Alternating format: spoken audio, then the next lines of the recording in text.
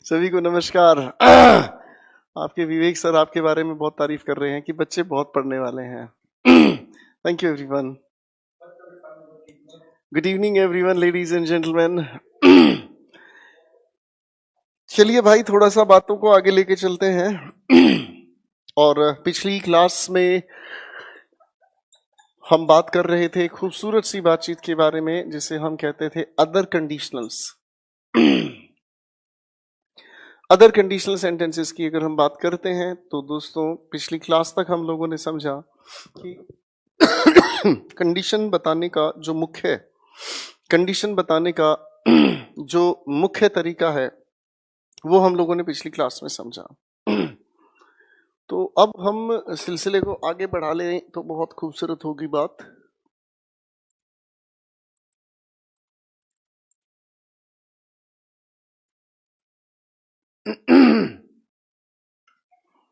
Other conditionals, कई सारी ऐसी भी चीजें हैं जो कंडीशंस के बारे में हम लोगों को पता होनी चाहिए, और उसके बाद फिर हम लोग धीरे धीरे प्रैक्टिस पर चलेंगे। हम लोगों ने अब तक जो कंडीशंस बताने की कोशिश की वो बेसिकली इफ के साथ बताने की कोशिश की। अब तक हमने जो कंडीशन बताने की कोशिश की वो इफ के साथ बताने की कोशिश की। क्या इफ के अलावा भी और तरीके हैं कंडीशन बताने का? आज बच्चों एक एक करके चीजों को समझना शुरू करते हैं। कंडीशन बताने के लिए एक दूसरा तरीका भी है जिसके लिए हम शब्द का प्रयोग करते हैं इन केस, जिसके लिए हम शब्द यूज करते हैं इन केस। जैसे अगर मैं कुछ एक बातों को समझने की कोशिश करूं,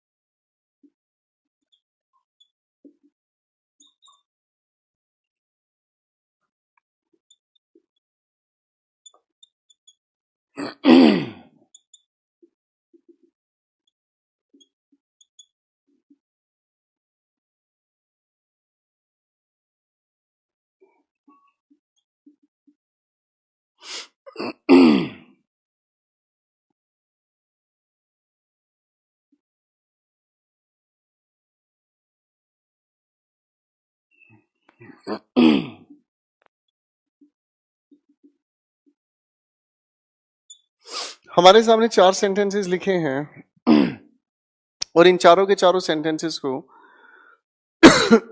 थोड़ा सा ध्यान से पढ़ने की कोशिश करेंगे हम, please.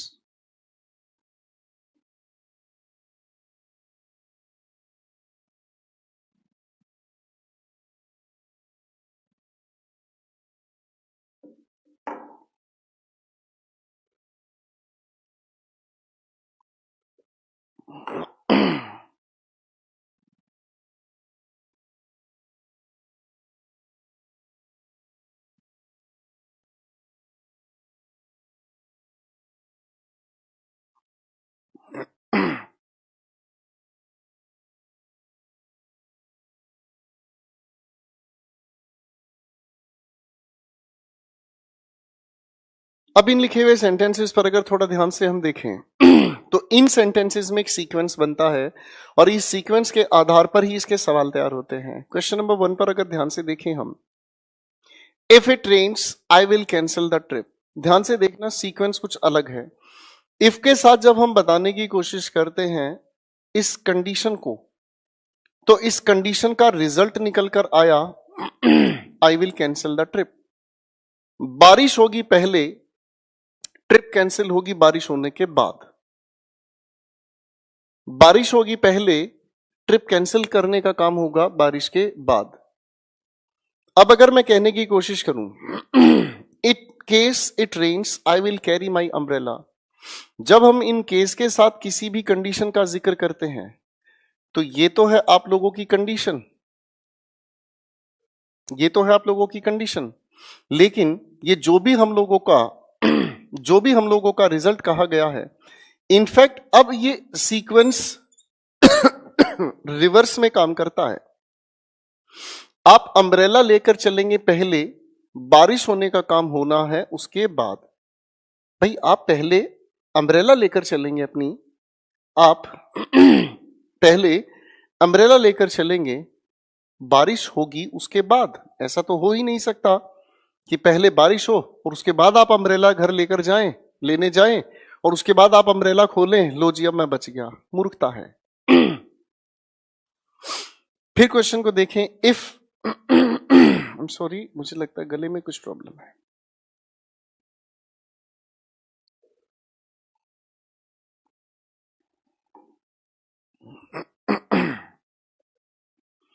If I meet with an accident I will claim the insurance. If के साथ जब भी हम कोई कंडीशन बताते हैं तो कंडीशन ये रही और रिजल्ट इसके बाद बताया जाता है। जब भी हम इफ के साथ किसी भी कंडीशन को बताते हैं तो इफ के बाद आने वाली जो भी बातचीत हम बताते हैं, रिजल्ट इसके बाद होता है। यानी कि हमारा सीक्वेंस इसके अगले तरफ इशारा करता है। ये कंडीशन और रिजल्ट इसके बाद आया। लेकिन अगर हम इन केस की बात करें अगर हम इन केस की बात करें तो इन केस में मामला थोड़ा उल्टा हुआ। और इन केस का मामला उल्टा कैसे हुआ? हम लोग इस सीक्वेंस को ऐसे ना देखकर हम रिजल्ट पहले बताते हैं और कंडीशन उसके बाद हमारे सामने आती है। ये सिलसिला है आपके इन केस का। लिखे हुए सेंटेंस नंबर 4 पे देखें, in case I meet with an accident I will have the insurance. Observe करना बच्चों, इंश्योरेंस आप पहले कराएंगे, एक्सीडेंट होगा उसके बाद। तो इन केस जब भी किसी कंडीशन को बताता है तो इन केस उस कंडीशन को बताने का काम करता है जिसमें हम पहले रिजल्ट होता हुआ देखते हैं और उसके बाद हम बताने की कोशिश करते हैं कंडीशन। इसीलिए जब इन केस की हम बात करते हैं तो इन केस के बाद या इन केस के अंदर एक वार्निंग या किसी इंसान को अलर्ट करने का अंदाज होता है। जब आप किसी को अलर्ट करने की कोशिश करते हैं, ठीक है, एक बार आप इन्हें ध्यान से पढ़ें फिर आगे चलते हैं।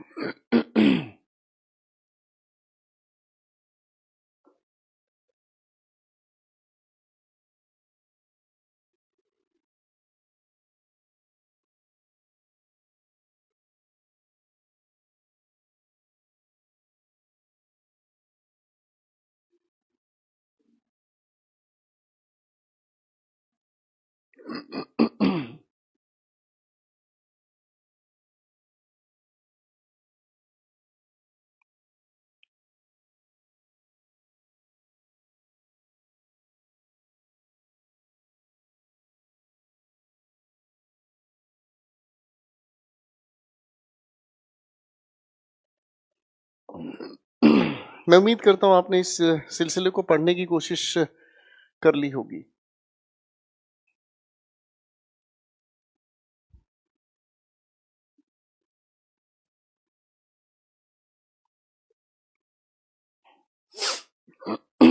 इसी चीज को थोड़ा आगे अगर हम लेकर चलने की कोशिश करें तो एक और शब्द है जो कंडीशन बताने का काम करता है, सपोज के साथ।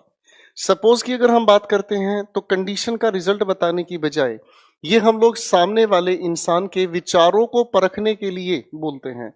सामने वाले इंसानों की हम लोग सोच को जानने की कोशिश करते हैं। जैसे अगर मैंने कहा suppose it rains, what will you do? तो इसको अगर हम समझने की कोशिश करें तो इस लिखी हुई बातचीत में हम सामने वाले के ओपिनियन को जानने की कोशिश करते हैं। भाई बात अपनी बिल्कुल सटीक है। मान लो अगर ऐसा हो जाए तो भाई आप क्या करोगे? सामने वाले की ओपिनियन को जानने की कोशिश की हम लोगों ने। आपका परीक्षा सवाल इस तरीके से फंसाता है।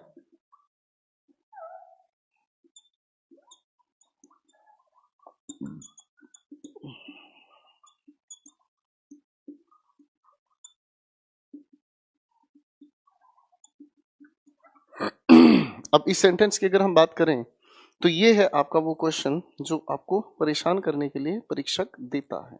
ठीक है, अब अगर हम इसकी बात करें तो भैया ये आप अपने आप ही समझ गए हैं कि इन दोनों बातों के अंदर सुपरफ्लॉस लॉजिक हुआ। सुपरफ्लॉस कैसे हुआ?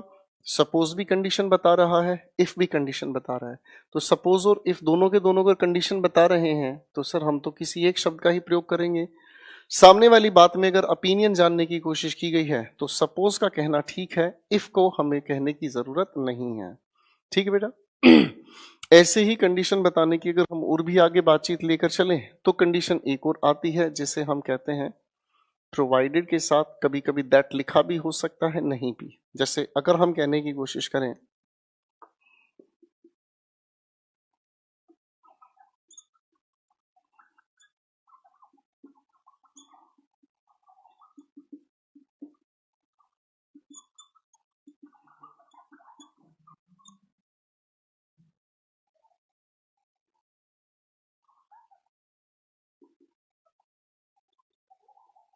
सेंटेंस को पढ़कर देखें। सेंटेंस को अगर ध्यान से पढ़कर देखें हम तो सेंटेंस हमारे सामने आता है you can appear in the exam if, या फिर provided that you have filled the form. तो आपके दिमाग में एक सवाल उठता है कि भैया आप किसी भी एग्जाम में अपीयर सिर्फ एक ही कंडीशन में हो सकते हैं, और वो ये भैया आपने फॉर्म फिल किया हो तब। अरे हाँ है ना, तो इसका मतलब ये कंडीशन अपने आप में स्पेसिफिक है, और जब स्पेसिफिक कंडीशन है, जब तक आप ये कंडीशन प्रोवाइड नहीं करोगे तब तक आप इस रिजल्ट के बारे में सोच नहीं सकते। इसीलिए जब प्रोवाइडेड की हम बात करते हैं तो प्रोवाइडेड एक स्पेसिफिक कंडीशन यानी कि एक इकलौती कंडीशन है जिसका रिजल्ट आपके सामने इसके अलावा कुछ और नहीं लग सकता। एक बार फिर समझें, मैंने कहा if it rains I will not go to the office. इसका मतलब भाई अगर बारिश होती है मैं ऑफिस नहीं जाऊंगा। ऐसा भी तो हो सकता है मैं किसी से मिलने जाऊंगा, ऐसा भी तो हो सकता है मैं लॉन्ग ड्राइव पर जाऊंगा। तो कंडीशन ये रही, रिजल्ट कोई भी हो सकता है, लेकिन अगर इस लिखी हुई बात को हम ध्यान से समझें तो कंडीशन भी स्पेसिफिक है और इसका रिजल्ट भी स्पेसिफिक है। इसीलिए हम इस तरीके के मामले में इफ को छोड़कर प्रोवाइडेड दैट के शब्द का प्रयोग करते हैं। तो ऐसा नहीं है कि कंडीशन बताने के लिए एक अकेला ये इफ ही हमारा सहारा हो। ना बच्चों, ना ना ना ना। अगर एक्सपर्ट लेवल पर चलना चाहो तो इफ के बाहर बहुत सारी बातें हैं। मैं उम्मीद करता हूं कल की भी क्लास आप लोगों ने बहुत खूबसूरती से रिवाइज की होगी, तो समझ आया होगा कि कंडीशन बताने के कितने पैमाने हैं और कितने सारे इसके अर्थ से अनर्थ भी हो सकते हैं अगर एक छोटे से शब्द को हम लोग बदल दें तो।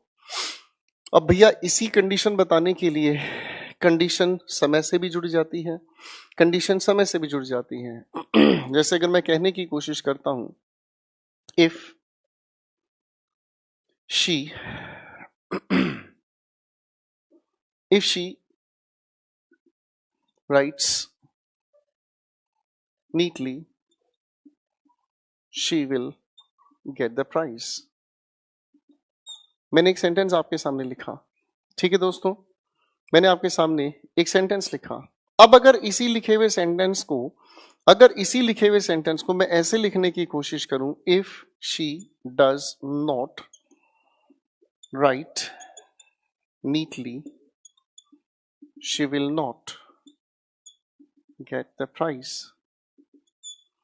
अब अगर इस सेंटेंस को थोड़ा हम ध्यान से देखें प्यारे दोस्तों,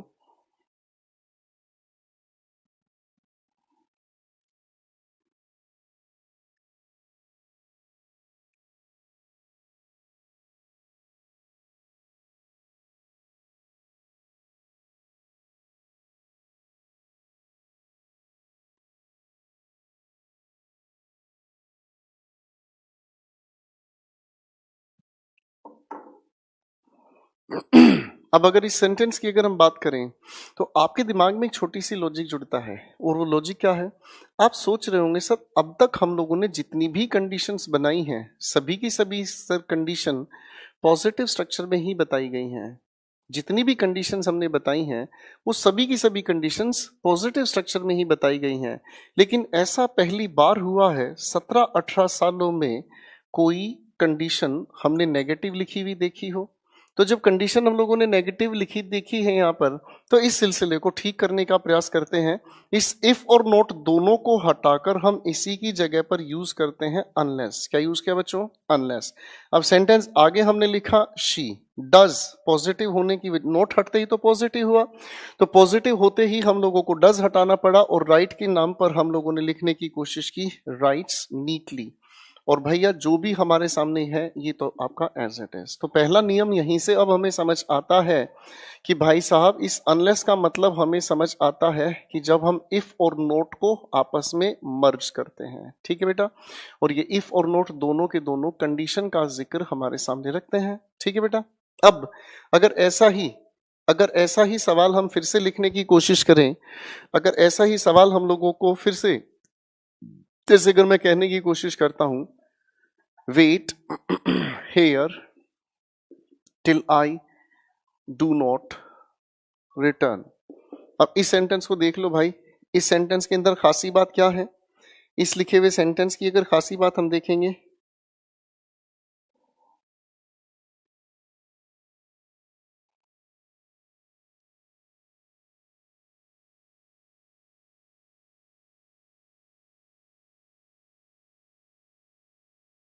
अगर हम इस सेंटेंस की बात को थोड़ा सा आगे देखें तो बच्चों यहां पर भी ऐसा ही सिलसिला आया हमारे सामने। टिल, देखो है तो ये टाइम को बताने वाला शब्द, लेकिन टाइम भी कंडीशन से जुड़ी हुई होती है बच्चों। तो टिल को अगर हम इस नोट के साथ जुड़ा हुआ देखें तो टिल और नोट दोनों आपस में जुड़कर क्या कर रहे हैं? तो टिल और नोट आपस में जुड़कर एक नए शब्द का निर्माण करते हैं अनटिल। तो टिल और नोट को अगर हम आपस में जोड़ने का प्रयास करें तो बनता है अनटिल, और ये बताने की काम करता है बच्चों टाइम के बारे में।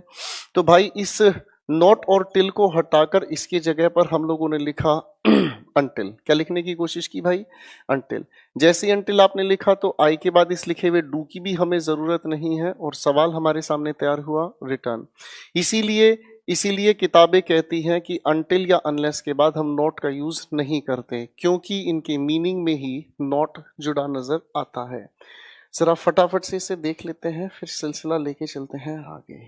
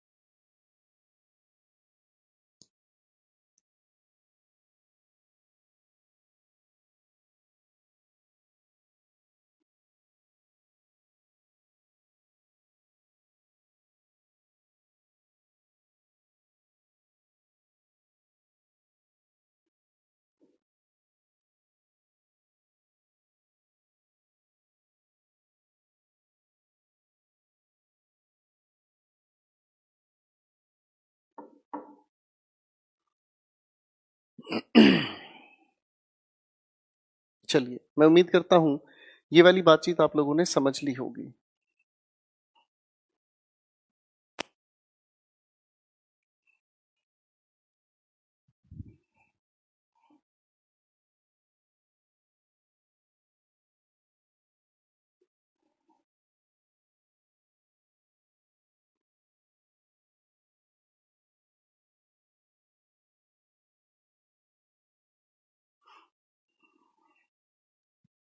कंडीशन बताने वाले ऐसे और भी हमारे सामने शब्द हो सकते हैं, जैसे अगर हम कहने की कोशिश करें एक और शब्द से मिलाता हूं बच्चों, एज लॉन्ग एज।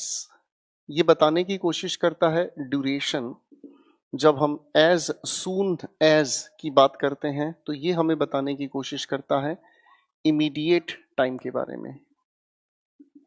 अगर हम कहने की कोशिश करें कि एग्जाम्पल से, जैसे मैंने कहा, एज लॉन्ग एज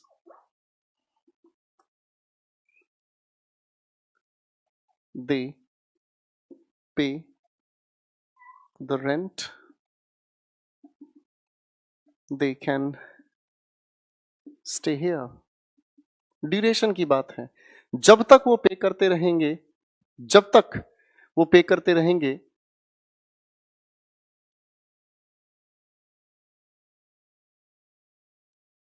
आज का कॉन्सेप्ट क्लियर नहीं हो रहे हैं, प्लीज सर इजी वे में क्लियर कर दो।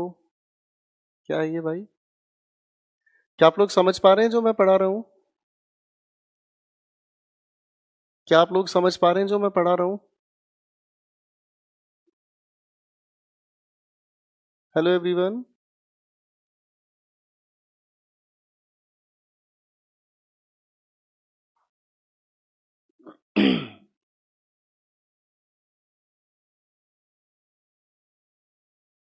क्या आप लोग समझ पा रहे हैं जो मैं पढ़ा रहा हूं?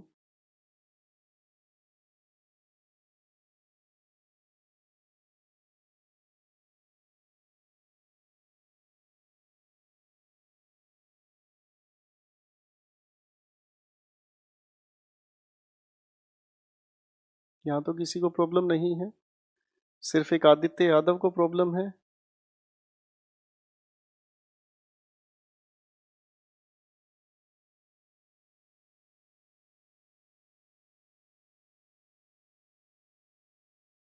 मुझे समझ ही नहीं आ रहा।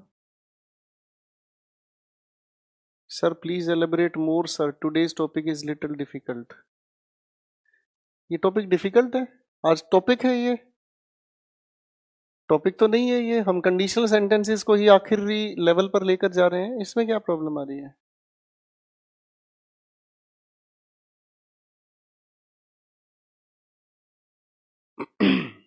जिन्हें समझ नहीं आ रहा है, या तो उन लोगों ने कल की क्लास अच्छे से रिवाइज नहीं की है, और जिन्होंने कल की क्लास नहीं रिवाइज की है तो उन्हें आज भी कुछ समझ नहीं आना, उन्हें आगे भी कुछ नहीं समझ में आना। तो ये तो आपको कभी समझ ही नहीं आना है। और जिन्होंने कल की क्लास को ठीक ढंग से समझ लिया है, पढ़ लिया है, तो उनको आज की क्लास समझ आएगी और आगे भी चीजें समझ आएंगी। क्योंकि मुझे यहाँ पर किसी भी एक बच्चे का नेगेटिव कमेंट नहीं दिखाई दे रहा है। और अगर आपसे नहीं पढ़ा जा रहा है तो भैया आप मेरा बैच छोड़ सकते हैं, आप मेरा बैच छोड़ सकते हैं। मैं आप लोगों को ओपन इनविटेशन दे रहा हूँ, आप बैच छोड़ सकते हैं, आप किसी और अच्छे टीचर से पढ़ सकते हैं। बहुत बेहतरीन टीचर हैं इस सृष्टि में, प्रभु ने बहुत सारे टीचर्स को बनाया है, तो आप उनसे पढ़ सकते हैं। ठीक है, बाकी लोग थोड़ा ध्यान से देखें।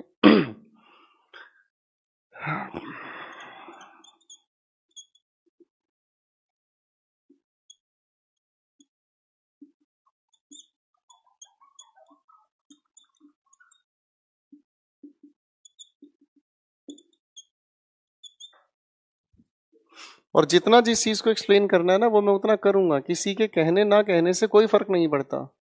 ठीक है ना? जिसे जितना कुछ कहना है, मैं जितना पढ़ाना है मैं उतना ही पढ़ाता हूं, मुझे किसी के कहने ना कहने से फर्क नहीं पड़ता। और अगर किसी को नहीं समझ आता है तो बिल्कुल खुले दिल से आप लोगों की इजाजत है, आप अपनी कोर्स फी रिफंड करा सकते हैं, आप अपने कोर्स फी रिफंड करा सकते हैं, और आप उस इंसान से जाके पढ़ें जो आपके एरिया में आपको पढ़ा रहा है। ठीक है? सब कुछ लोगों की छूट है भाई, सब लोगों की छूट है। जिसे पढ़ने की इच्छा बेशक हमसे नहीं पढ़ा जा रहा है, तो उनकी खुले दिल से स्वागत है, वो किसी भी टीचर से जाकर पढ़ें। ठीक है आदित्य यादव, मिस्टर जितेश जी, आप भी अब किसी भी टीचर से पढ़ सकते हैं, खुले दिल से आपका स्वागत है। ठीक है? हम तो भाई बिल्कुल बेकार पढ़ाने वाले टीचर हैं, ठीक है ना? 2001 से पढ़ा रहा हूं इस इंग्लिश को ही, कभी बोला नहीं हूं, लेकिन आज इस बच्चे के कमेंट को देखकर महसूस हुआ। ठीक है, खैर, हमारे सामने दो सेंटेंसेस हैं। इस एज लॉन्ग एज से हम लोग एक ऐसी कंडीशन बताते हैं जो ड्यूरेशन की बात करता है। ड्यूरेशन का मतलब एक ऐसी बातचीत, एक ऐसा कोशिश जो समय के लंबे हिसाब को बताने की कोशिश करते हैं। एज सुन एज की अगर हम बात करते हैं तो तुरंत, इमीडिएट कोई भी एक्शन जो होने वाली बात होती है। अब आते हैं हमारे सामने दो सेंटेंसेस, दोनों को समझने का प्रयास करें। एज लॉन्ग एज दे पे the rent they can stay here. जब तक वो पेमेंट देते रहेंगे, रेंट देते रहेंगे, तब तक वहां रह सकते हैं। इसका मतलब यहां इस लिखी हुई बातचीत में ड्यूरेशन बताया गया है, ठीक है ना जी। अगर इसकी हम बात करते हैं, as soon as the bell rang, जैसे ही बेल बजी सारे बच्चों ने अपनी अपनी क्लासेस छोड़ दी हैं, ठीक है। तो ये बिल्कुल छोटी छोटी चीजें हैं और मुझे लगता है एज सुन एज हो या एज लॉन्ग ऐसे इनके फिलअप्स भी अगर आप लोगों को दिए जाएं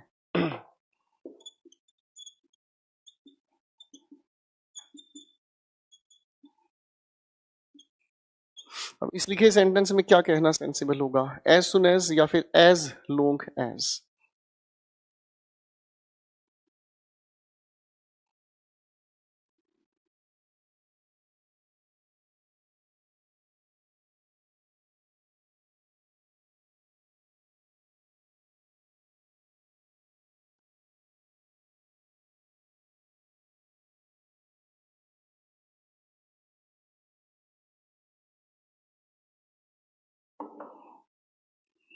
चलिए, तो इसमें ज्यादा बड़ी बात नहीं है। तो जैसे ही किसी ने देखा, आपका नाम लिया, तो इसका मतलब यहां पर जो कही गई बात है ये एक इमीडिएट एक्शन की बात है, ठीक है बच्चों। देखो, आपकी परीक्षा में जो सवाल पूछा जाता है वो इसी के आधार पर चुन लिया जाता है। हल्के फुल्के पेपर में अगर आप जाओगे, हल्के फुल्के पेपर में अगर तुम जाओगे, तो बच्चों हल्के फुल्के पेपर में एक सीधी सी बात आप लोगों के सामने, हल्की फुल्के पेपर में अगर आप जाओगे तो एक छोटा सा सवाल है। हम लोग एक चीज जानते ही हैं, जब ये सभी के सभी शब्द हमारे कंडीशन बताते हैं तो इनके बाद हम लोग फ्यूचर का लेना देना नहीं रखते। इसका मतलब इनके बाद हम लोग विल, शैल या फिर वुड का यूज नहीं करते। एक हल्का फुल्का सवाल यही आप लोगों से पूछता है, क्लियर है। तो इसमें कोई ज्यादा बड़ी दिक्कत नहीं है, ठीक है बेटा। तो जिसको नहीं समझ में आ रहा है वो क्लास छोड़ सकता है बेटा, अपनी फीस रिफंड लो और अच्छे टीचर से पढ़ो, ठीक है। हाँ, बिल्कुल आपका तहे दिल से स्वागत है, क्योंकि एक बार आप लोग कोर्स से हटोगे तो दोबारा आपको कोर्स बाई करने का मौका मिलेगा नहीं। एक बार आप कोर्स से हटोगे तो आपको पता चलेगा, ठीक है ना। पढ़ो बेटा अपने गली मोहल्ले के लोकल टीचर से जो सेकंड्स में टेंस खत्म करते हैं, 2 दिन में टेंस खत्म करते हैं। या भोंक भोंक के गला फट लिया, अब तक टेंस नहीं लपेट ली हम लोगों ने, और उसके बाद भी कहते हैं आपकी और एग्जाम्पल्स दो। चलो भाई, तुम्हें तो भगवान ही पढ़ा सकता है। एक बच्चा कहता है सर इनकी हिंदी बताओ। मैं इंग्लिश पढ़ाने आया हूँ, हिंदी पढ़ाने आया हूँ, पहले तो ये डिसाइड कर ले मेरे भाई। अगर हिंदी मेरे से पढ़ोगे तो इंग्लिश कहाँ पढ़ोगे भाई। आज तक कभी महसूस किया है कि इंग्लिश ने हमें बर्बाद क्यों किया है। इंग्लिश को हम लोगों ने इसीलिए बर्बाद किया है क्योंकि इंग्लिश के चक्कर में आज तक हमें हिंदी ही पढ़ाई गई है।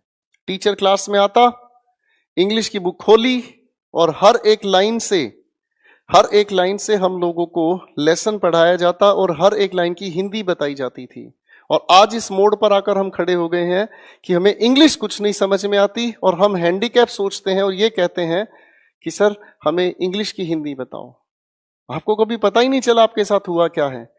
और आज ये इंसान आपके इंग्लिश को इंग्लिश की तरीके से पढ़ाना अगर चाहता है तो आपको दिक्कत हो रही है। छोड़ दो क्लास, छोड़ दो बेटा, खुले दिल से स्वागत आपके इस डिसीजन का।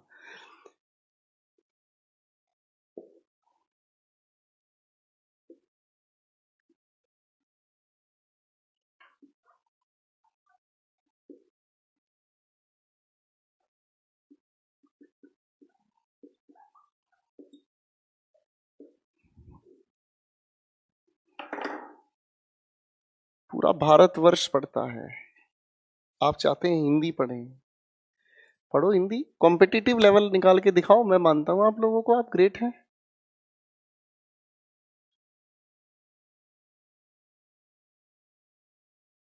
इंग्लिश को इंग्लिश की तरह पढ़ो, मत पढ़ो छोड़ दो कोर्स। कौन फर्क, किसको क्या फर्क पड़ता है यार। 15,000 से 14,000 रह जाएंगे मेरे बच्चे, कोई दिक्कत ही नहीं है। 14,000 तो वो होंगे जो टक्कर लेंगे, जो सिलेक्शन के लिए लड़ेंगे।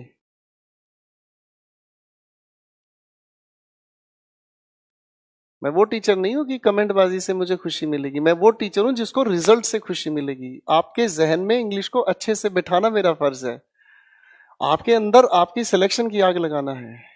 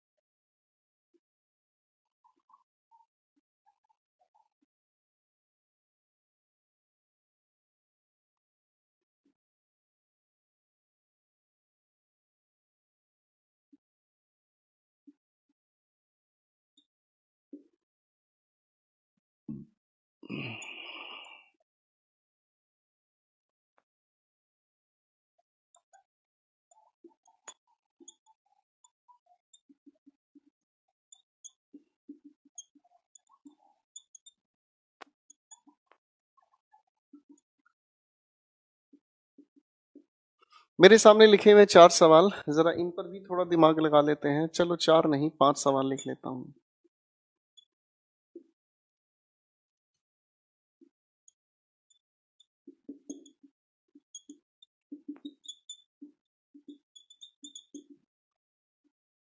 मेरे सामने 5 सवाल लिखे हैं, जरा इनको देख लीजिएगा, फिर हम लोग प्रैक्टिस पर काम करना शुरू करेंगे।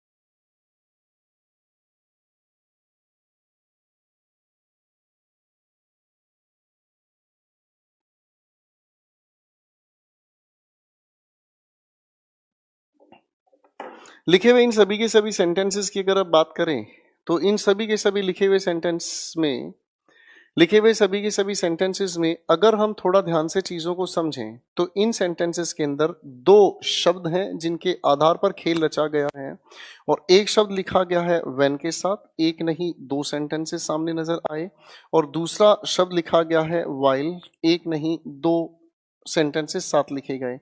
ऐसे लिखे हुए सेंटेंसेस को हम लोग बेसिकली कहते हैं साइमल्टेनियस एक्शंस। ऐसे लिखे हुए हमारे सेंटेंसेस जो हैं उन्हें हम लोग कहते हैं साइमल्टेनियस एक्शंस। साइमल्टेनियस एक्शंस की अगर हम बात करें, तो साइमल्टेनियस एक्शंस का मतलब समझ आया कि जब एक नहीं 2 एक्शंस एक साथ चलने का काम हुआ। तो व्हेन और व्हाइल की जब हम बात करते हैं, तो व्हेन और व्हाइल का अगर सिलसिला हम देखें ध्यान से, तो व्हाइल एक ऐसा टाइम वर्ड है जो दोनों के दोनों एक्शंस कॉन्टिन्यूस बताना चाहता है। एक तरफ ये काम हुआ और दूसरा काम दूसरी तरफ हो रहा है। तो इसका मतलब इसके लिए दिखे हुए दोनों के दोनों हिस्सों में हम लोगों को कॉन्टिन्यूस एक्शन हम लोग प्रेफर करते हैं। ठीक है जी। और अगर हम इस व्हेन की बात करते हैं, तो हम प्रेफर करते हैं कि व्हेन के साथ हम लिखा हुआ देखें इंडेफिनिट टेंस, और आगे लिखी हुई बातचीत किसी भी टेंस में इससे फर्क नहीं पड़ता, इंडेफिनिट हो या फिर परफेक्ट हो, हमें इससे फर्क नहीं पड़ता। ठीक है जी। लेकिन वाइल का जिक्र कॉन्टिन्यूस के साथ ही होना चाहिए, ये माना जाता है। When she was driving her car, it was raining। तो सर यहाँ पर बारिश होना, यहाँ पर गाड़ी चलाना, दोनों के दोनों एक्शन साइमल्टेनियस हुए। जब साइमल्टेनियस होने का मतलब ये हुआ जब दोनों के दोनों एक्शंस एक साथ हो रहे हैं, तो इस सिलसिले में व्हेन ना होकर यहाँ पर हम लोग वाइल का जिक्र लेते हैं। क्वेश्चन नंबर 2 की अगर बात करें, वाइल रवि केम नोबडी विश्ड हिम। ऑब्जर्व कीजिएगा, यहाँ पर भी पास्ट का स्पेसिफिक टाइम है, उसका आना, किसी ने उसे विश नहीं किया, ये भी आपका पास्ट का स्पेसिफिक टाइम है। तो दोनों के दोनों पास्ट इंडेफिनिट होने की बातचीत वाइल से लेना देना नहीं रखती, व्हेन का जिक्र हो। नेक्स्ट सेंटेंस भी है, When they knocked at the door, Ravi woke up. अगर आप ध्यान से देखें तो ये एक्शन पास्ट के स्पेसिफिक टाइम पर, कोई दरवाजा खटखटाए पास्ट का स्पेसिफिक टाइम, सर रवि का उठ जाना ये भी एक स्पेसिफिक टाइम, इसीलिए हम लोगों ने इसके साथ when में कोई आपत्ति नहीं जताई। अगला सवाल हमारे सामने आता है अगला सवाल हमारे सामने आता है When Reena was cooking food, Isha was watching TV. ये एक्शन कॉन्टिन्यूस और इधर ये एक्शन कॉन्टिन्यूस, इसीलिए when ना होकर यहाँ बेहतर होगा while का यूज हो। आखिरी सवाल हमारे सामने, when she will return, she will tell us the whole story. थोड़ी देर पहले ही हमने समझी, आप टाइम वर्ड या कंडीशन वर्ड की अगर बात करते हैं तो इसका फ्यूचर से कोई लेना देना नहीं है, इसीलिए हम इसे फ्यूचर से हटाकर प्रेजेंट इंडेफिनिट में बदलते हैं। एक बार इन्हें ध्यान से देख लीजिएगा, फिर मैं आपके साथ मिलकर क्वेश्चंस पढ़ने पढ़ाने का सिलसिला शुरू करूंगा। अब तक तो हम चीज़ों को समझने की कोशिश कर रहे थे, अब हम समझेंगे किस तरीके से इन लिखे हुए सेंटेंसेस के अंदर नॉलेज को अप्लाई करना है।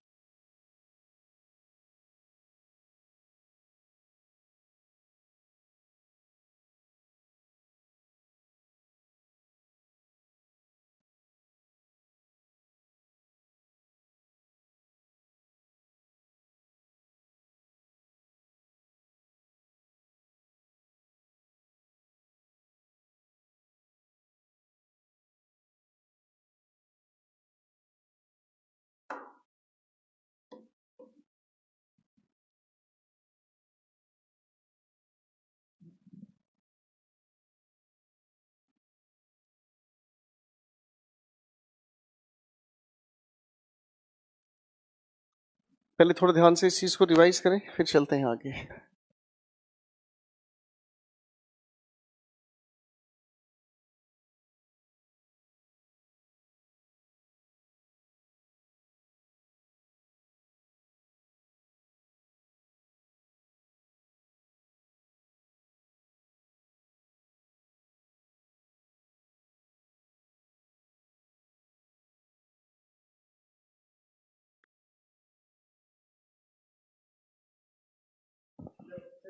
मैं उम्मीद करता हूं कि यहाँ तक की बातें आप लोगों ने देख ली होंगी, और अब हम जो डिस्कशन शुरू कर रहे हैं बच्चों, अब तक तो बात थी हमारी इस डिस्कशन की जो हम लोगों ने समझा, ये सारी की सारी एक नॉलेज का सेक्शन है। लेकिन जब तक हम इन क्वेश्चंस की प्रैक्टिस नहीं कर लेते तब तक ये सारी बातें बेकार हैं, बकवास हैं। तो क्वेश्चंस को कैसे पढ़ा जाता है, अब इस बात को समझने का प्रयास हम करेंगे। लेकिन बच्चों एक चीज और याद रखिएगा, क्वेश्चंस को पढ़ने के लिए हम लोगों को क्वेश्चंस पढ़ने के तरीके भी तो सीखने होंगे।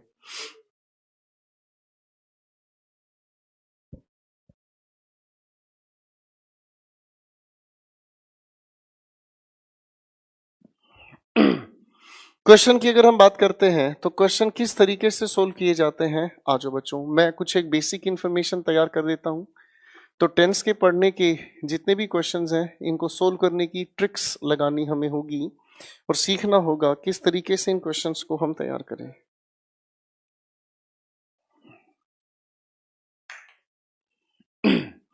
सबसे पहली बात तो हम लोग एक चीज जानते हैं कि क्वेश्चन या इंग्लिश को हम पढ़ते हैं लेफ्ट टू राइट। तो बच्चों एरर मार्क करने की अगर बात आए तो लेफ्ट को ठीक मानकर हम एरर मार्क करते हैं राइट की तरफ। दूसरी चीज हम लोगों को समझ आती है कि कभी कभी हम लोगों को राइट पार्ट में लिखा हुआ नजर आता है टाइम वर्ड, और इस टाइम वर्ड की वजह से ही हम क्वेश्चन को हमेशा रिवर्स में सोल्व करते हैं। ठीक है, इसीलिए हम लोग सेंटेंस को रिवर्स में सोल्व करते हैं। ठीक है बेटा। फिर तीसरी बात आती है, कभी कभी लिखे हुए सेंटेंस के अंदर हम लोगों को किसी शब्द को अगर ध्यान से देखें तो कभी कभी किसी शब्द को हम सेंटेंस के अंदर ओमिटेड देखते हैं। जब ओमिटेड है हमारे सामने वर्ड, तो ओमिटेड की अगर हम बात करते हैं तो इस हटे हुए शब्द को हम लेफ्ट टू राइट की कंसीडरेशन में ही आने वाले हिस्से की शुरुआत में हम इस शब्द को रखने की कोशिश करते हैं। ठीक है, अब अगर आगे हम लोग देखने की कोशिश करें तो प्यारे दोस्तों हम लोगों को सेंटेंसेस में कीवर्ड्स का यूज बताया गया। और कीवर्ड्स वो शब्द हुए जिससे हम टेंस को पहचान सकते हैं। अगर मैं आपके सामने लिखूं, एक प्यारा सा शब्द मैंने लिखा यस्टरडे, बताओगे जरा सोचकर ये कौन से टेंस से संबंधित है? पास्ट इंडेफिनिट, पढ़ा है हम लोगों ने इसके बारे में। अच्छा, अगर मान लो हम लोग सेंटेंस के अंदर लिखा हुआ देखते हैं येट, तो क्या कहा जाए? इस येट को देखते ही तीन बातें याद आती हैं। सेंटेंस नेगेटिव हो, इसको हमेशा सेंटेंस के आखिर में रखते हैं। और तीसरी बात, ये हमेशा प्रेजेंट परफेक्ट टेंस में यूज होता है। कुछ याद आ रही होगी बातें। ऐसे कई सारे हम लोगों ने कीवर्ड्स के बारे में जानकारी ली।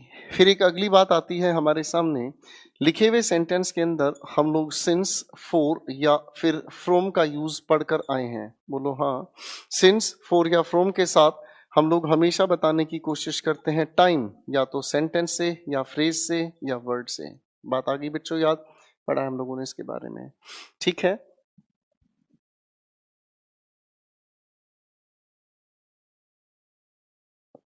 इसके बाद हम लोगों को एक चीज पता है कि अगर हमारा सिंस, फॉर या फ्रॉम सही तरह यूज हुआ, तो इसी की वजह से हम लोग यूज करने की कोशिश करते हैं परफेक्ट, या फिर हम लोग यूज करते हैं परफेक्ट कॉन्टिन्यूअस टेंस। ठीक है बच्चों, भाई सिंस, फॉर या फ्रॉम का अगर यूज सही है, अगर सिंस, फॉर या फ्रॉम का हम यूज कर रहे हैं, तो भाई सिंस, फॉर या फ्रॉम की वजह से हम लोग आप अपना परफेक्ट कॉन्टिन्यूअस कैसे यूज होता है। ठीक है जी।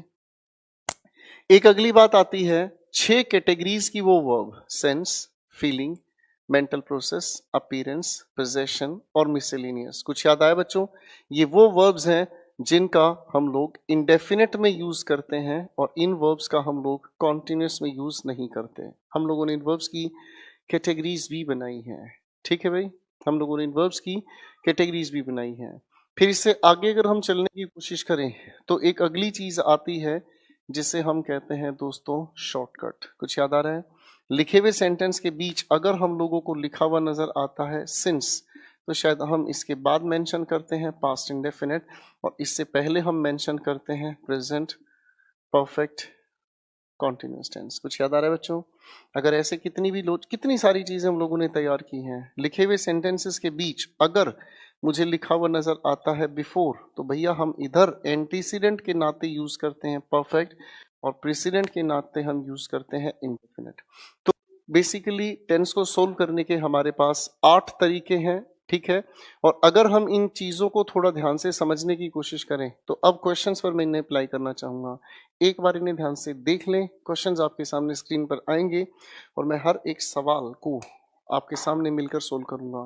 क्वेश्चंस के डिस्कशन में मैं आराम से बैठूंगा, आपके सामने नहीं होऊंगा। स्क्रीन पर सिर्फ क्वेश्चंस होंगे, आपको बड़े ध्यान से देखना है अटेंटिवली किस तरीके से यूज होता है।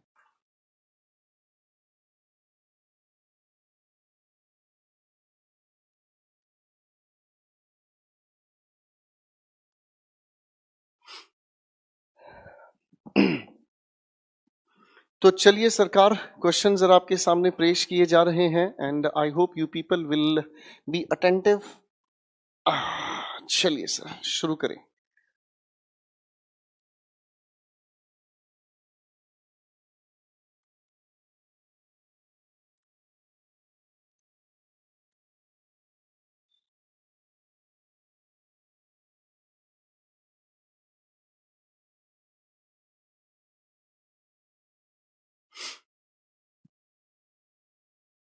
तो बच्चों, आपके सामने लिखे हुए पहले 5 सवाल हैं। पहले आप दिमाग लगाएं, और उसके बाद मैं आपके साथ मिलकर इन क्वेश्चंस को सोल्व करूंगा।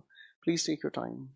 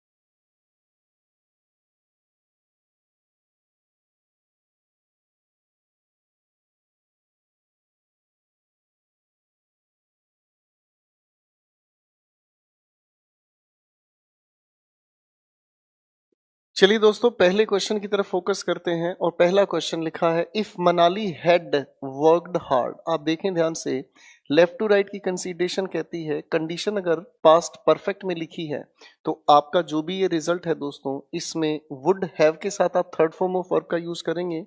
तो लिखे हुए इस सेक्शन सी के अंदर आपको ठीक करना होगा, she would have got the job. Question number 2 पर काम करते हैं। He told me that he wrote a letter to his superior for a certain reason। देखो बच्चों, यहाँ सेंटेंस के अंदर एक नहीं, यहाँ सेंटेंस के अंदर एक नहीं दो एक्शंस बताए गए हैं।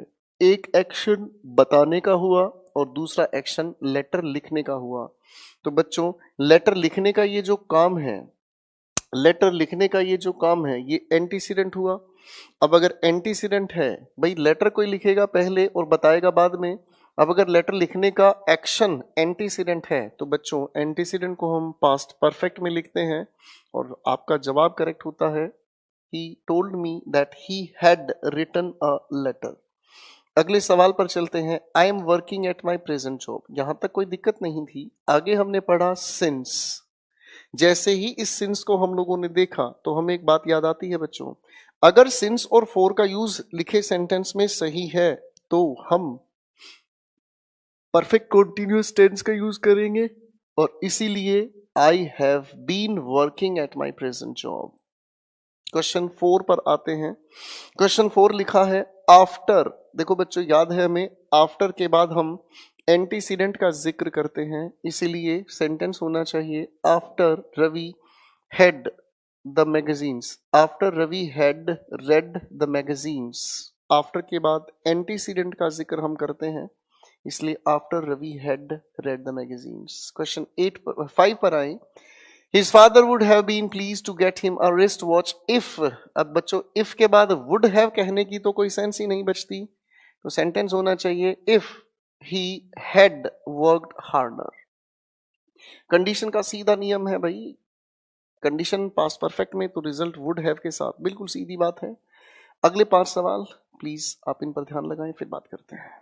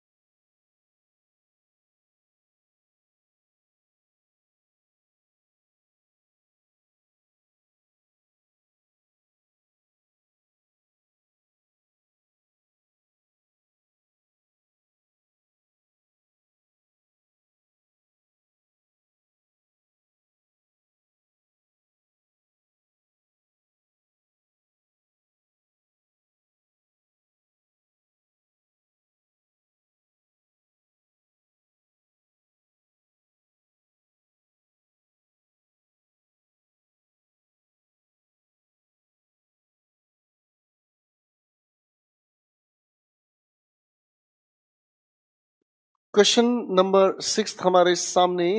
When the doctors found that the player has taken prohibited medicines। बच्चों, अगर आपका सेंटेंस लिखा हुआ, अगर आपका सेंटेंस लिखा हुआ पास्ट में चल रहा है तो प्यारे दोस्तों आपके सारे सेंटेंस का हिस्सा भी तो पास्ट में ही होगा। When the doctors found, बात पास्ट में हुई, आगे लिखी हुई बात को भी तो पास्ट में ही कहोगे। ही प्लेयर नहीं है ये, the player had taken, the player had taken. बाकी का सेंटेंस आपका अपने आप में बिल्कुल ठीक है। Question number 7, as soon as. आगे बेटा वही सवाल, जब हम बात करते हैं as soon as, as soon as the clock strike 5 they down the tools and off they go. ये आप अगर ध्यान से देखेंगे तो दोस्तों ये जो लिखी बात है बेसिकली ये आपके सामने एक रूटीन एक्शन बताया गया है। और रूटीन एक्शन किस तरीके का हुआ? रूटीन एक्शन हुआ कि जैसे ही 5 बजते हैं, जैसे ही 5 बजते हैं, तुरंत वो लोग अपना टूल रखते हैं और उसके बाद अपने घर चले जाते हैं।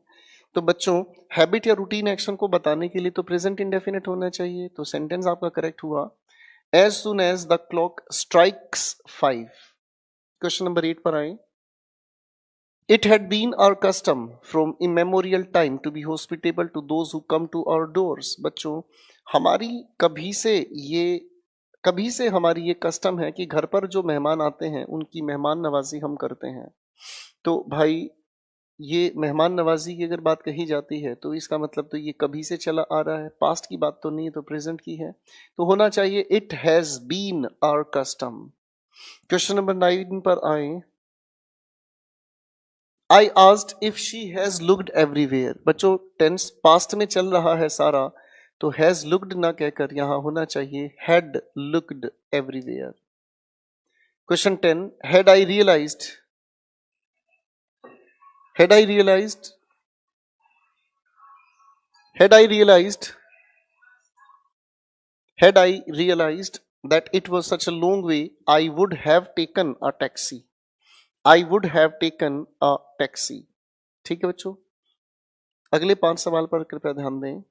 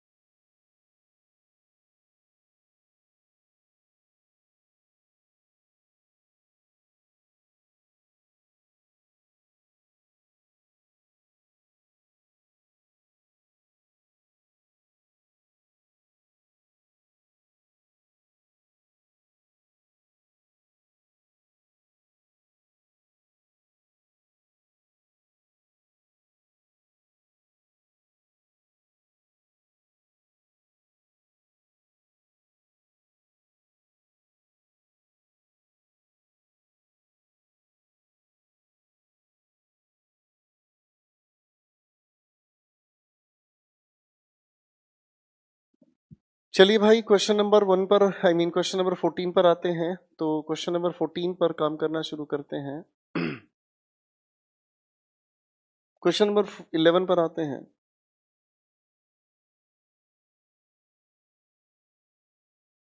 क्वेश्चन नंबर 11 कहता है, as he dived from the spring board he was terrified to see that the water was drained from the pool the previous night. अब देखो बच्चों, एंटीसीडेंट है। पानी का पानी का पूल से पहले ही निकल जाना, ये एंटीसीडेंट है। अगर एंटीसीडेंट है अगर ये एंटीसीडेंट है तो एंटीसीडेंट होने का मतलब क्या समझ आता है? एंटीसीडेंट होने का मतलब ये समझ आया, the water had drained the water had drained. ठीक है बच्चों।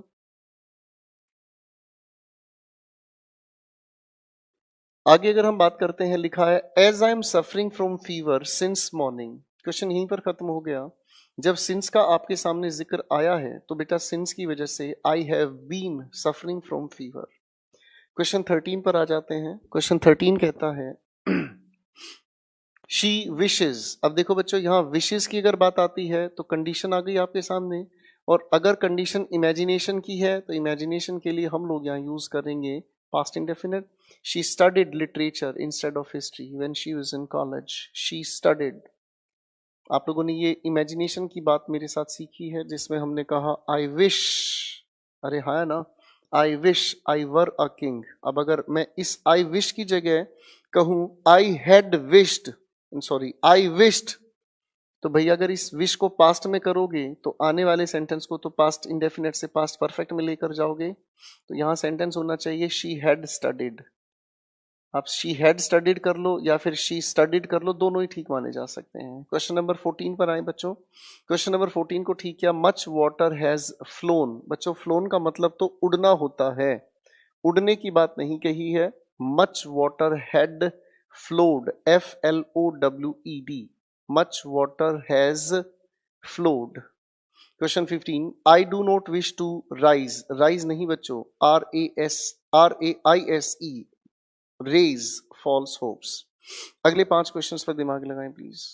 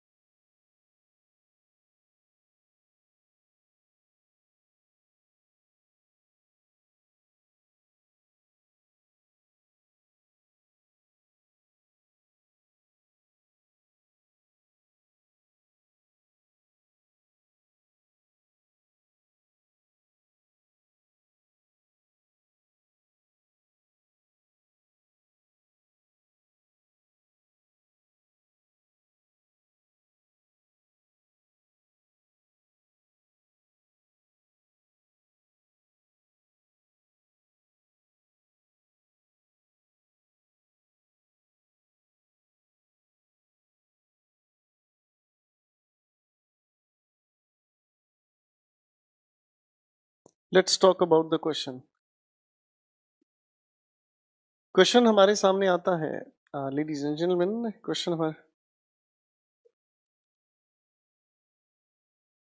क्वेश्चन हमारे सामने आता है बच्चों। क्वेश्चन नंबर 16 कहता है the stranger asked the little girl what is her name. बच्चों, बात अगर पास्ट में है तो कही जानी चाहिए what her name was. Question 17 काफी प्यारा सवाल है, पूछा भी जाता है।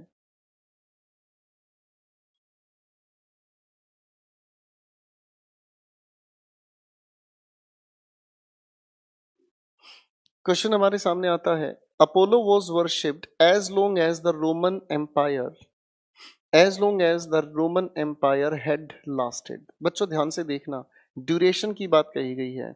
जब तक रोमन एम्पायर चलती रही तब तक अपोलो नाम के देवता की पूजा होती रही। इसका मतलब क्या समझ आया? इसका मतलब हमें समझ आता है as long as the Roman empire lasted. ये परफेक्ट में तो कहने की बात नहीं है, दोनों तरफ एक ही तरह का टेंस हुआ, as long as the Roman empire lasted. Question 18 I pretended, कहानी यही खत्म हुई बच्चों। प्रिटेंड करने का मतलब क्या हुआ? इमेजिन करना, दिखावा करना। आई प्रिटेंडेड बात पास्ट से है तो इधर आपकी पास्ट में ही गई। I pretended as if I had been interested. अगला सवाल, the teacher remarked that they all had done it very badly. इस लिखे क्वेश्चन में कोई एरर नहीं है, इस लिखे सेंटेंस में कोई एरर नहीं है। Next sentence, the train is suppose to arrive at 10 AM yesterday। बच्चों, अगर yesterday की बात कही है, टाइम वर्ड अगर पास्ट का है तो पास्ट कहने की वजह से आपका the train was supposed to arrive. Next 5 questions आपके सामने हैं, प्लीज ध्यान से देखें।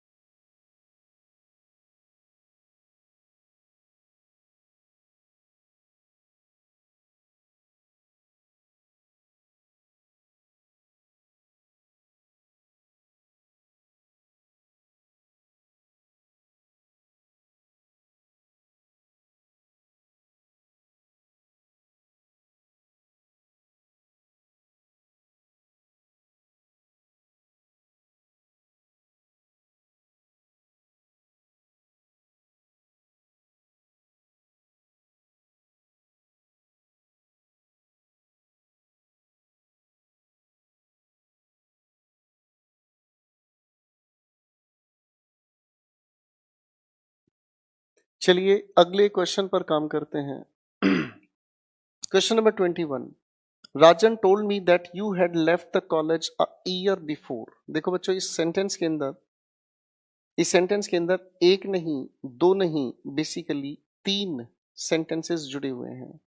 और इन तीनों के तीनों सेंटेंसेस को अगर बड़े ध्यान से देखा जाए तो इन तीनों के टेंस एक दूसरे पर असर डालते हैं। क्वेश्चन हमारे सामने लिखा है राजन टोल्ड मी, राजन का मेरे को बताना, ये बेसिकली एक पास्ट का स्पेसिफिक टाइम हुआ, कोई नई बात नहीं। आगे लिखा है Rajan told me that you had left the college a year before. अब अगर इसे हम ध्यान से देखने की कोशिश करें, अ ईयर बिफोर ये एंटीसीडेंट हुआ, राजन का बताना बाद में हुआ, कॉलेज को छोड़ना एंटीसीडेंट पास्ट हुआ। लेकिन जब उसने कॉलेज छोड़ा और जब उसने बताया, वो इसके बीच इस एक्शन को कॉन्टिन्यूसली कर रहा था। इसलिए सेक्शन सी के अंदर लुकिंग नहीं होना चाहिए, ये होना चाहिए हैड बीन लुकिंग। ठीक है बच्चों, यहाँ लुकिंग नहीं होना चाहिए, हैड बीन लुकिंग। अगले क्वेश्चन पर हम काम करते हैं। He asked me if I am ill. बच्चों, अगर बात पास्ट की कही गई है तो पास्ट का सिलसिला पास्ट से ही चलता रहे। If he asked me if I was ill, बाकी का सेंटेंस आपका पास्ट में ही है। क्वेश्चन नंबर 23 हमारे सामने आता है। इंडियाज इंडिपेंडेंस हैड बीन, बच्चों इंडिया की इंडिपेंडेंस, आज भी लोग इंडिया की इंडिपेंडेंस मेंटेन कर रहे हैं, काफी सारे पैट्रियट्स आज भी सेक्रीफाइस दे रहे हैं, तो बात प्रेजेंट से होनी चाहिए। India's independence has been the result of sacrifices.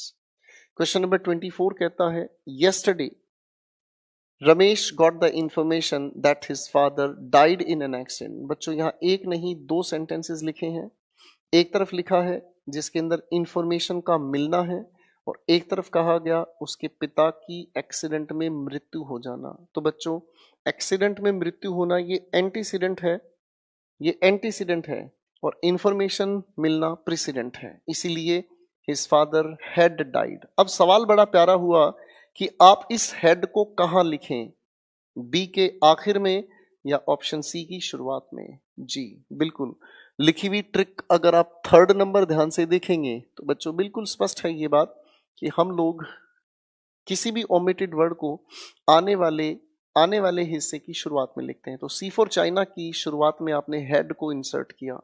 Question 25 कहता है he will certainly help you if you will ask. Question यही खत्म हुआ, कंडीशन का फ्यूचर से लेना देना नहीं, इसलिए इफ यू के बाद विल को हटाएं और बाकी का सेंटेंस अपना आप ठीक होता है, इफ यू आस्क हिम। अगले 5 सवाल आपके सामने हैं, बड़े आराम से क्वेश्चंस को सोल्व करके देखें, फिर मैं आपके साथ इनके आंसर्स को डिस्कस करूंगा। Take your time please.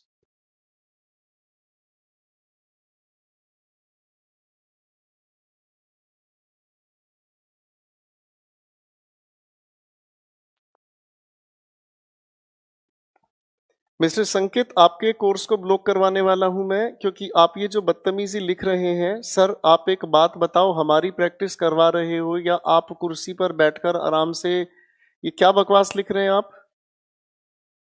क्या आप अकेले पढ़ने वाले हैं इस बैच में, या बिल्कुल बेटा मैं हर रोज इसी चीज को समझाने की कोशिश करूं? ये प्रैक्टिस आपकी कराने का मतलब है, आपको टाइम दिया जा रहा है। अगर आपको ये लग रहा है कि मैं आंसर्स बताकर कहानी खत्म कर दूं तो मैं फटाफट आंसर्स बता देता हूं, आपको समझ आए या ना आए तो मुझे मतलब नहीं। यार तुम बदतमीज कहां से पैदा होते हो, ये समझ नहीं आती बात।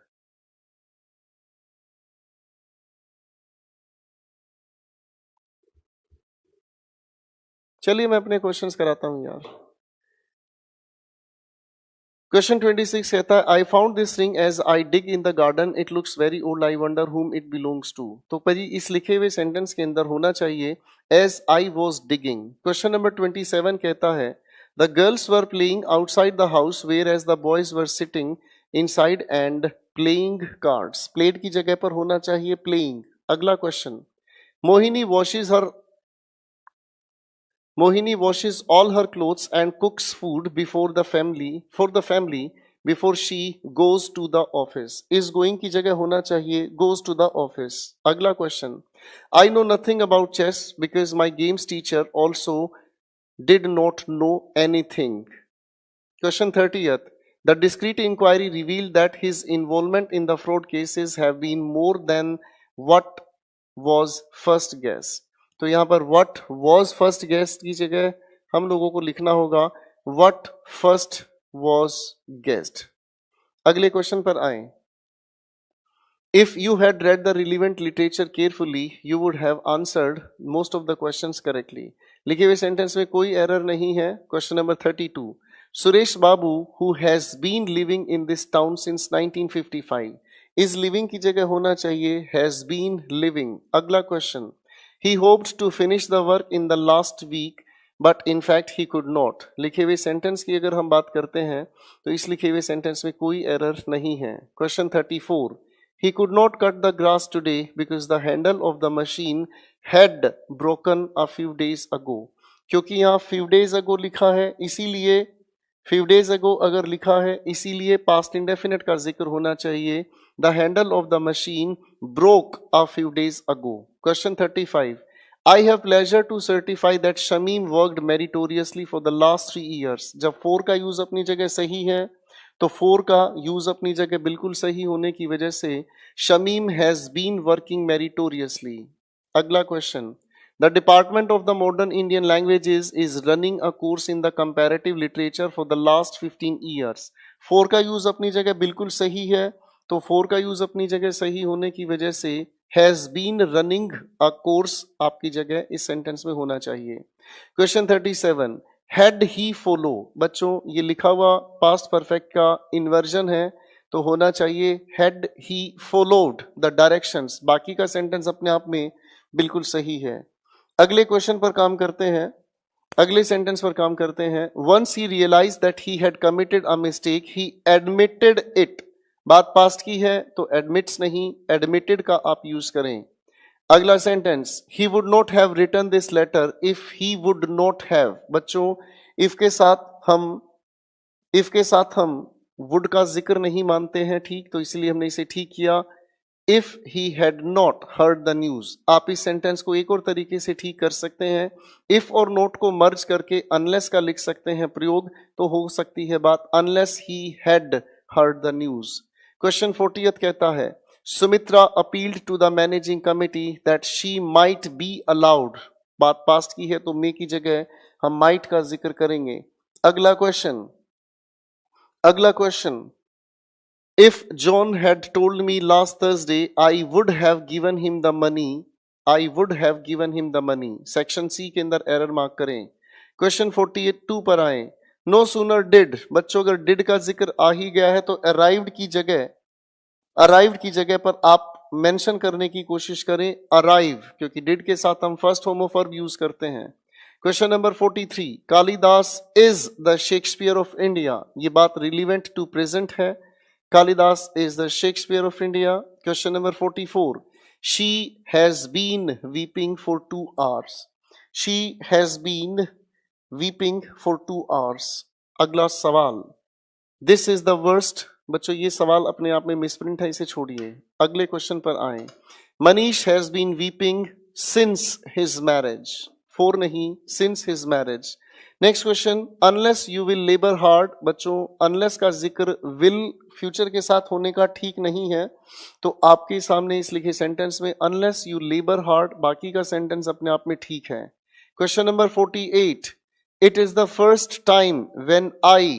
तो बच्चों हम लोगों को पता है ऑर्डिनल या सुपरलेटिव डिग्री की बातचीत में हम परफेक्ट टेंस का यूज करते हैं, तो यहां लिखा होना चाहिए ऑप्शन सी की शुरुआत में हैव मेट। अगले क्वेश्चन पर काम करते हैं। The police had come after the thief had gone away. लिखे हुए सेंटेंस के पार्ट ए को ठीक किया जाए, द पुलिस केम आफ्टर, बाकी का सेंटेंस अपने आप में ठीक है। क्वेश्चन नंबर 50 पर आए। My father told me that necessity is the mother of invention. लिखी गई बात एक प्रोवर्ब है। अगले क्वेश्चन पर हम बात करेंगे, आप अपने घर पर तैयारी करें। आज के लिए इतना ही, अच्छे से रिवाइज करें और चीज़ों को ध्यान से पढ़ें। थैंक यू वेरी मच, आज के लिए इतना ही। Good night, take care.